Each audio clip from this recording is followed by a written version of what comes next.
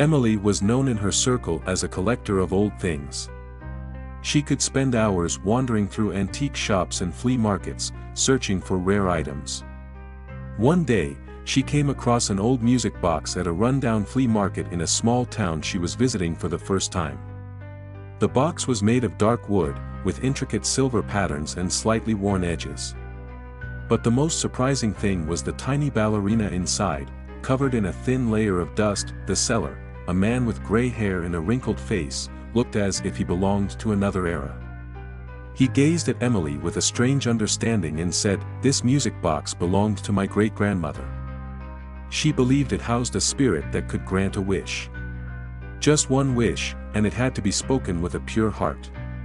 Emily smiled, thinking it was just a story, but she bought the box anyway.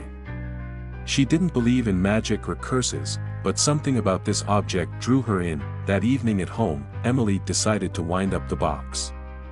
As she turned the key, a melody began to play, soft and melancholic, as if telling an old tale. The ballerina inside slowly started to spin, but just then, the room was suddenly filled with an eerie cold.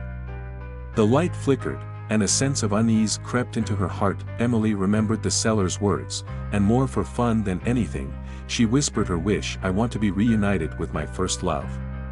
She didn't believe it was possible, as her first love had been lost many years ago, and that person had long disappeared from her life.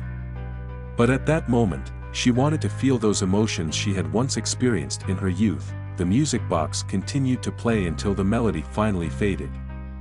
Emily sighed, turned off the light, and went to bed, thinking it was just another antique piece in her collection. The next day, as she walked down the street, she heard someone call her name.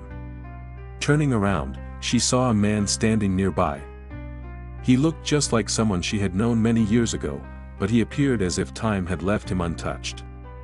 "It was Jake, her first love, Emily," he asked, surprised. "Is that really you?"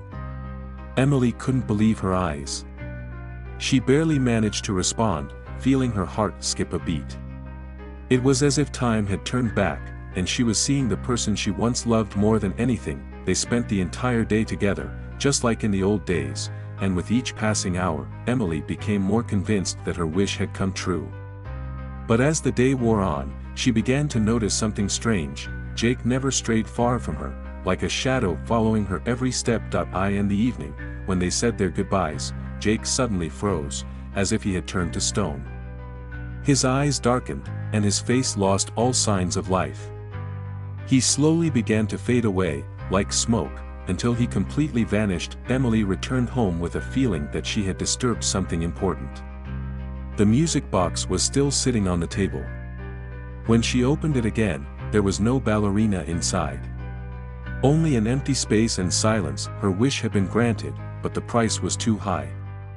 Emily realized that some things were better left in the past, and that the music box truly held a power that shouldn't be tampered with.